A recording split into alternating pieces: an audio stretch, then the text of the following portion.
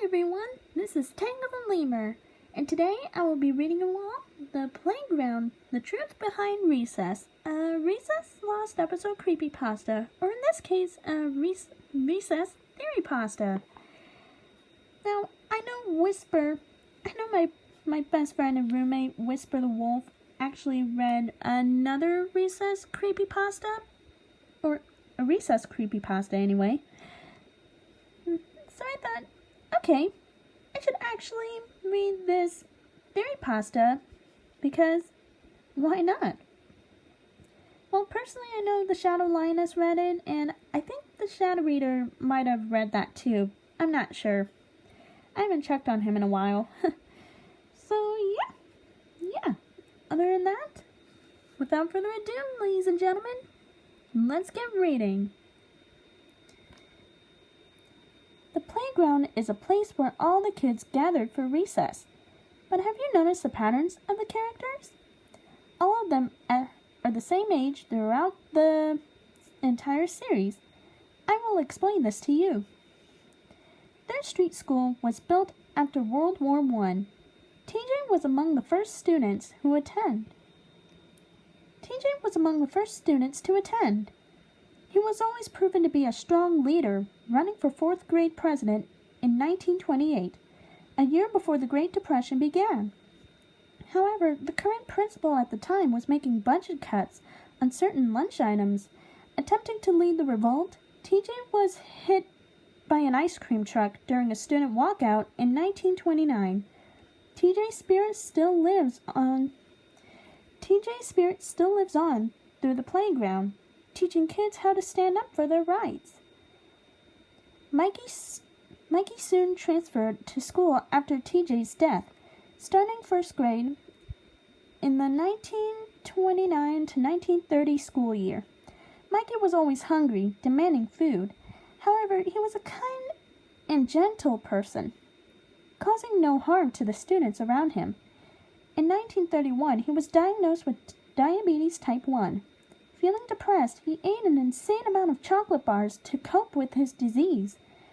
He went into a diabetic coma in 1932 and died later that year of a heart attack at the age of 10. Mikey still walks in the playground, fat as ever and hungry as ever. Spinelli began attending in 1933, a school year after Mikey's death. Always trying to act the tough one, Spinelli would converse with the ghosts of TJ and Mikey and share her experiences with them. Spinelli died in a fight in 1936 during her second repeat of the 4th grade year. She now hangs with the rest of the gang, acting as the group's bodyguard. Randall started at 3rd Street School in 1944. Dreams of being a reporter, he often worked as a muckraker of the school principal. Despised by the gang, especially Spinelli, Randall one day caught a random bystander beating up a tiny 2nd grader in 1946 and told the principal, a different one than the one from the 1928. Furious, the bystander killed Randall with a gun in his house a few nights later. He was struck in the head and killed instantly. Randall is still known as 3rd Street's best snitch. Gus began school in 1951. He was often quiet and kept to himself. He conversed with TJ, Spinelli, and Mikey a lot, as the ghosts were his only friends. He was often the target of the playground bullies. One fateful night in 1953, Gus was walking home from school in tears covered in dirt and blood. He was beaten by the neighbor bullies the previous day, and his parents had forgotten to pick him up. Gus collapsed on the sidewalk in front of his house as he was turning to walk towards the door. He died on New Year's Day, 1954. Gus is viewed as the nerdy kid of the group, often keeping to himself and avoiding dirt and filth. When the Tylers began school in 1958, the Ashleys were already in school, living the dream as top-notch 4th graders. But groups were often despised by the rest of the kids on the playground. One night, while the girls were having a sleepover, and the boys were were having a gentleman's sleepover. Both coexisting that night, a serial killer broke into the Armbruster's mansion and murdered the Armbrusters, Quinlan children, Tomasia children, and the Bullet children. Forgive me if I'm pronouncing those names incorrectly. I'm really bad at pronouncing names. Anyway, the killer was captured by the police in early 1959. The Ashleys and the Tylers still roamed the playground, acting like the big people on campus. Gretchen came to 3rd Street in 1962. She was shown as an intelligent one of the group, winning the Science Award every year until Becky Benson stole her project in 1965. Gretchen went home that day on a mad rampage. In her anger, she committed suicide by a gunshot to the head. She's still the more intelligent of the ghosts in the group, and is even willing to tutor her friends when the time calls for it. Diggers, Sam and Dave attended 3rd Street School a while after Gretchen's death.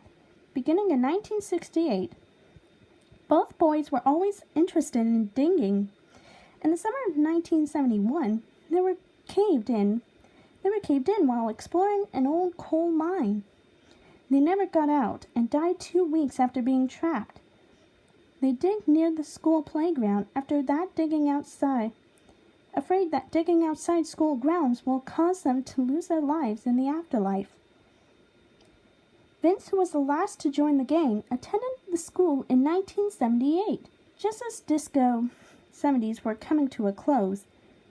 Vince worked on his basketball career, often dreaming of making the NBA, inspired by famous NBA stars of the time.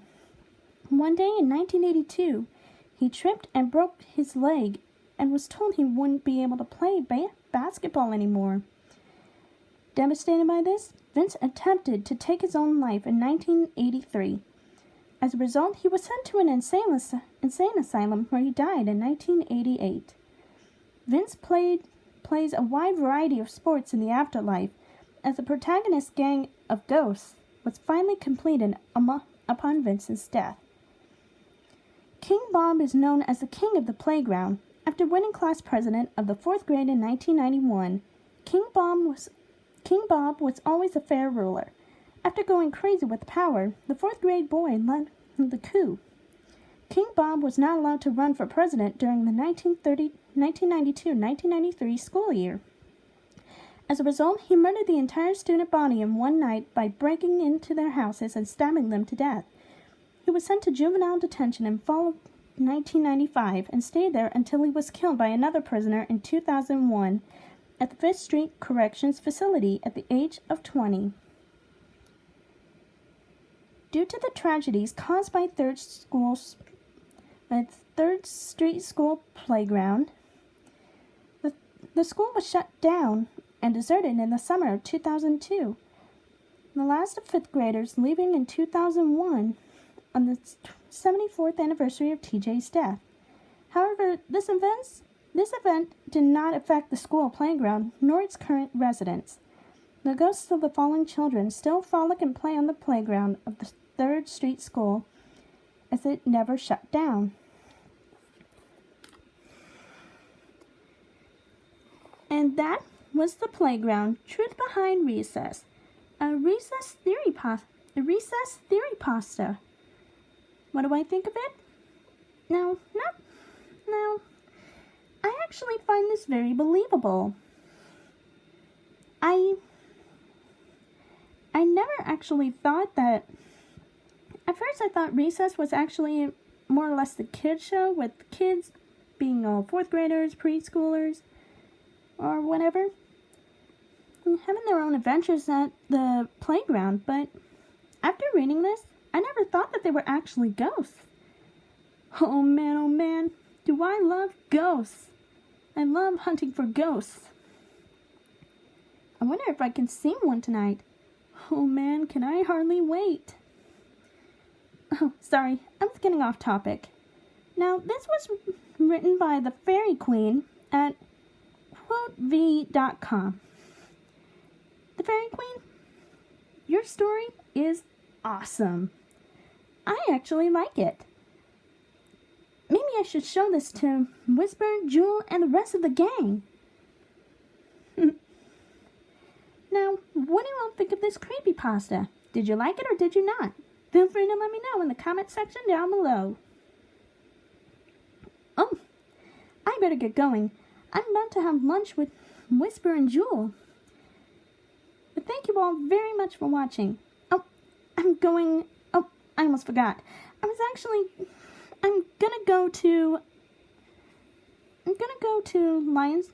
Lion's Choice with Whisper and Jewel. But thank you all very much for watching. This is Tangle the Lemur, signing off.